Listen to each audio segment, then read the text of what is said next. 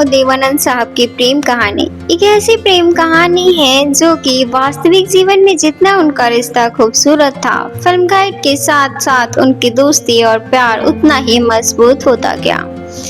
कहा जाता है कि देवानंद साहब वाहिदा रहमान को लेकर इतने प्रोटेक्टिव थे कि उन्हें अपनी फिल्म में लेने के लिए अड़े रहते थे और निर्माताओं को उनकी अंग्रेजी और चेहरे से आपत्ति थी। फिर भी देवानंद साहब वाहिदा रहमान को लेकर हमेशा ही मूवी बनाना चाहते थे।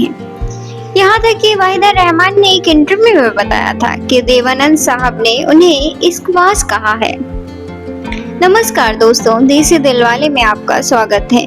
आज मैं आपकी होस्ट आपके लिए लेकर आई हूँ देवानंद साहब और वाहिदा रहमान की एक मजबूत प्रेम कहानी जो कि फिल्म गाइड के सेट पर शुरू हुई थी।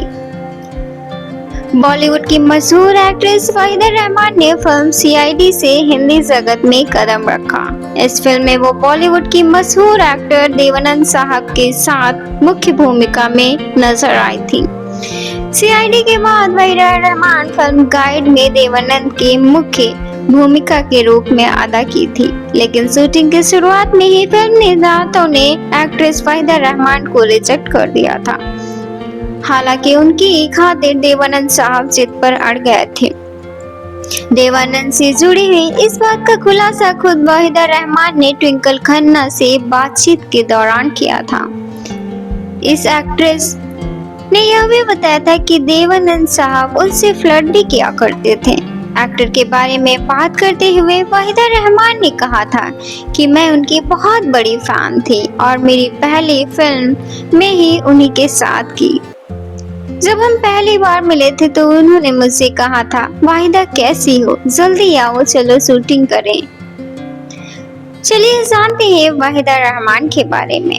वाहिदा रहमान हिंदी सिनेमा की सबसे प्रतिष्ठित और सम्मानित अभिनेत्रियों में से एक हैं। उन्होंने 1950 से 1970 के दशक में कई यादगार फिल्मों में काम किया, चाहे वो गाइड हो, देवानंद साहब के साथ आर.के. नारायण की कहानी पर आधारित यह फिल्म वाहिदा की सबसे प्रतिष्ठित फिल्मों में से एक मानी जाती है।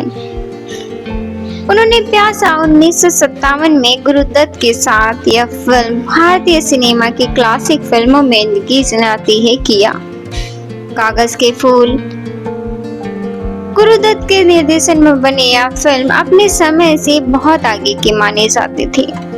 वाहिदा रहमान ने इसमें भी मुख्य भूमिका में अपना किरदार निभाया। साहिब बीबी और गुलाम इसमें उन्होंने एक सशक्त महिला का किरदार निभाया जो आज भी याद किया जाता है। तीसरी कसम राज कपूर के साथ यह फिल्म एक मासूम लव स्टोरी है। चित्रलेखा एक दार्शनिक प्रेम कहानी जिसमें वाहिदा ने बहुत दमदार अभिनय किया था। आज भी अभिनेत्री बॉलीवुड की कुछ फिल्मों में नजर आ जाती हैं। वाहिदा रहमान का नाम अपने जमाने की खूबसूरत एक्ट्रेसेस में से शुमार है। उनकी फिल्में आज भी लोगों के दिलों में बसी हुई हैं। वाहिदा रहमान हमेशा ही अपने बातों और अपने प्रेम को लेकर चर्चाओं में बनी रहती थी। उनका सबसे ज्यादा प्रेम यादगार देवानंद साहब के साथ था। कुछ साल पहले राजीव मनसुख के साथ एक इंटरव्यू में अनुभवी एक्ट्रेस वाहिदा रहमान ने एक्टर देवानंद को एक डिसेंट एक्सपास कहा था। ट्विंकल खन्ना के साथ बातचीत के दौरान वाहिदा शर्मा गई क्योंकि उन्होंने देवानंद साहब को याद किया। ट्विंकल ने फिल्म इंडस्ट्री में वाहिदा के शुरुआती दिनों के बारे में सवाल उठाए थे। आनंद को कैसे उनसे प्यार हुआ था ये पूछा था। वाहिदा ने शेयर किया कि वो आनंद की बहुत बड़ी फैन थी और उनकी पहली फिल्म उनके साथ थी।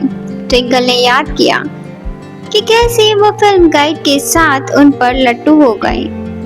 वाहिदा ने बताया कि आनंद रियल लाइफ में उतने ही तेज तर्रार थे जितने वह स्क्रीन पर दिखाई देते थे। वाहिदा ने आनंद की नकल करते हुए कहा कि जब वे पहली बार मिले थे तो उन्होंने उनसे पूछा था, वाहिदा कैसी हो, चलो ऐसा करते हैं, वाहिदा ने आगे खुलासा किया कि जब उन्हें पहली बार महान एक्टर से मिलवाया गया तब उन्होंने नमस्ते देव साहब कहा था, लेकिन आनंद ने उसे टाल दिया। फिर उन्होंने कहा कि वो उन्हें केवल देव कहकर बुलाएं। ट्रिक इंडिया यूट्यूब चैनल पर हुए इंटरव्यू में ट्विंकल ने आनंद को डिसेंट एक्सपास कहने के पीछे का कारण वाहिदा से पूछने का मौका नहीं छोड़ा। सवाल सुनते ही वाहिदा शर्मा गई थी। हालांकि ट्विंकल ने और अधिक खंगालते हुए पूछा, उन्होंने कैसे फ्लर्ट किया? क्या उन्होंने कहा कि आप सुंदर हैं? वाहिदा ने कहा कि आनंद ऐसी बातें नहीं कही। फिर उन घटनाओं में से एक कौन सा शेयर किया जिसने उन्हें सब इश्कबाज कहा?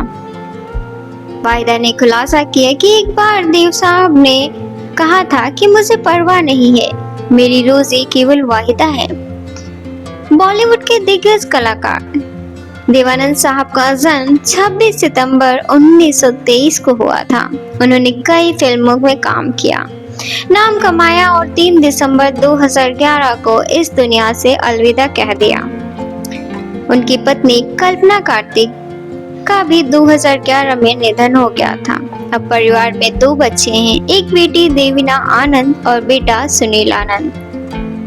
एक्टर को याद करते हुए एक्ट्रेस वाहिदा रहमान ने काफी किस्से सुनाए हैं। देवानंद ने यूं तो कई बेहतरीन फिल्में की, लेकिन फिल्म गाइड को देवानंद की सबसे खूबसूरत फिल्म माना जाता है। इस फिल्म में उनके अपोजिट काम करने वाली दिग्गज एक्ट्रेस वाहिदा रहमान और देवानंद साहब की बहुत सारी बातें इंटरव्यूज में खुलती रहती हैं। श्रुति सोनल से खास बातचीत में वाहिदा रहमान ने बताया था कि जब मुझे पहली बार देव के साथ काम करने के लिए साइन किया गया तब मुझे इस बात का आइडिया नहीं था कि मैं उनके साथ काम करूंगा।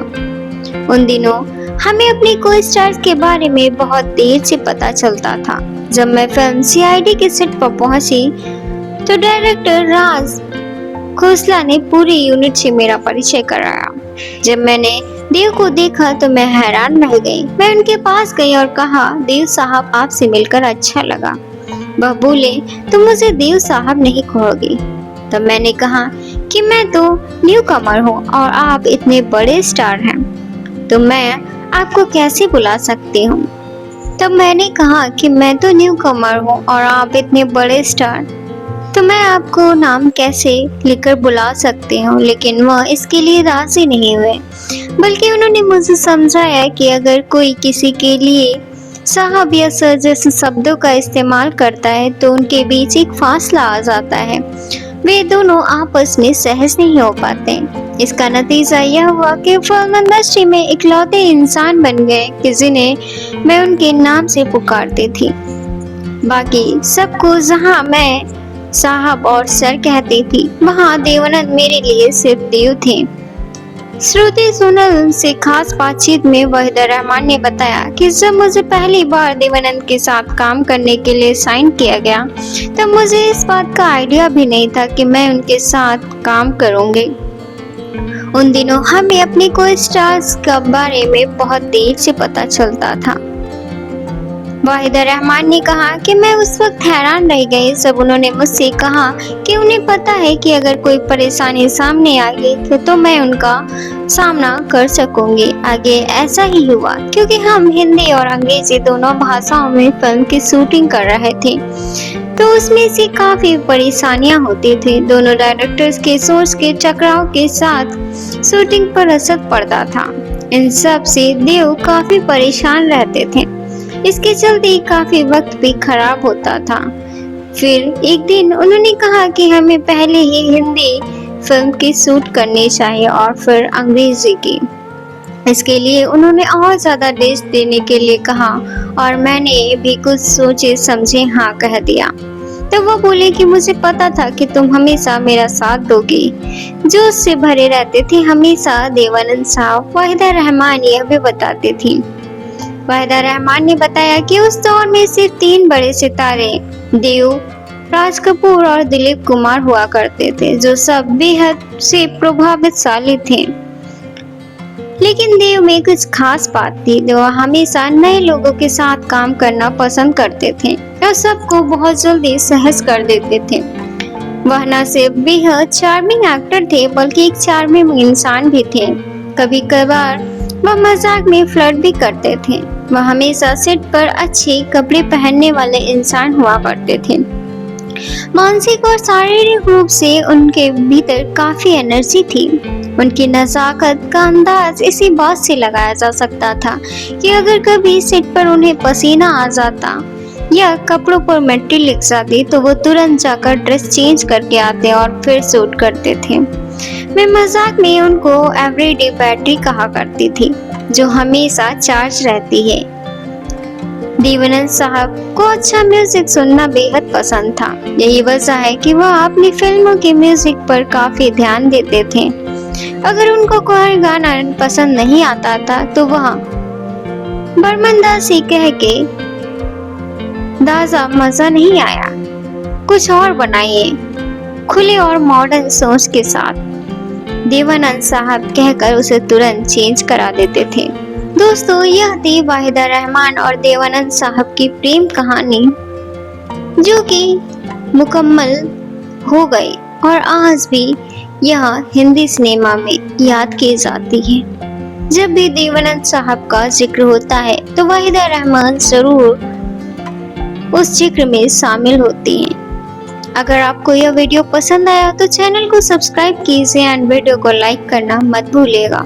मिलते हैं आपको नेक्स्ट वीडियो में, तब तक के लिए गुड बाय।